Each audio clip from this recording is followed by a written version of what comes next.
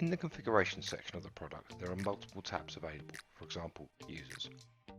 In here you have the ability to define cost centers, departments, divisions, sites, and apply them to extensions. You can choose an extension, edit it, and set it to any of the hierarchical structures that you want to. You're also able to import a directory into the system.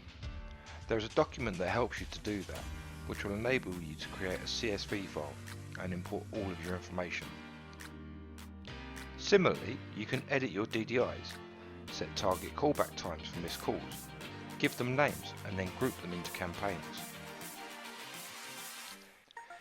In this section, you can import your customer directory and then apply your customer numbers to those names. You also have the ability to give specific customers VIP status. Within tasks and actions, you're able to manage the email schedules that you've already created, to change tasks, and then change the actions within specific tasks. Within call accounting, you're able to change the costs of calls and import or export call charges. If you have access to call recording, the following call evaluation parameters can be set in this section. For call results, you can add, edit, or delete result definitions. Within customer feedback, you can add, edit, or delete the customer feedback descriptions. You can also edit the evaluation questions to put them more in line with your business requirements. In the compliance area, there are a number of options available. Within the policy rules section, you can manage your call recording storage period. You have a default storage period for all of your call recordings. And you also have the ability to define individual department policies, so that you can have a mixture of call recording storage retention if required. In the advanced section of policy settings, you will find the individual departmental policies. Department policies give you the ability to choose which department's calls you wish to record, and whether you wish to record the inbound, outbound, or internal calls. The next section is whitelisted DDIs. In here, any of the DDIs selected will always be recorded, irrespective of what other options are selected. All calls will be recorded regardless. There is an incoming group policy in which you can select hunt groups or ACD groups. So if you have an IVR system or anything similar that delivers calls to teams of people, you can select which of these are and are not recorded. First select a team and then choose whether you have it as always record on a whitelist. You have it set to consent via IVR.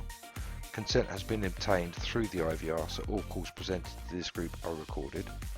Rejected via IVR. Consent was denied through IVR, so calls presented to this group are never recorded. Each of these can be selected and applied. In this section, you can exclude specific customer numbers. By entering a customer number in here, calls to and from this number will be defined as never being recorded unless it conflicts with a whitelisted DDI or consent being granted via IVR. Delete call recordings allows you to filter specific call recordings using date and time range, number, caller information, the extension of the agent taking the call, the DDI that the call came in on, and a number of other factors. Once the relevant call has been located, you can delete.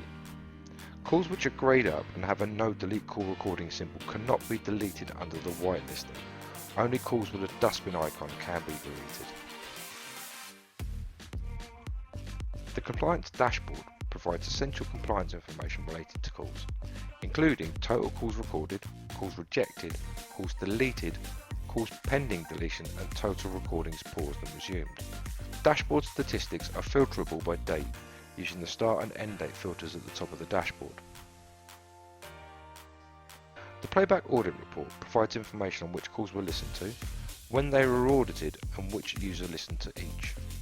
The report details table displays date, time the call was listened to, any results noted, and the information on the actual call itself, such as date and time, DDI, call duration, direction, and extension. This section allows configuration of where call recordings are stored once they are processed.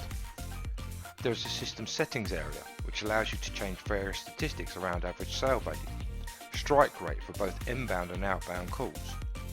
This effectively allows you to control the cost of each potential call. You're also able to configure your trading hours. You can set performance-based parameters such as answer time. You also have the ability to provide access to the site for your service provider if you so wish. You can add API tokens. APIs allow remote applications to integrate with the product. These APIs allow users to download reports, access user data, get agent status, update user access levels, and so on.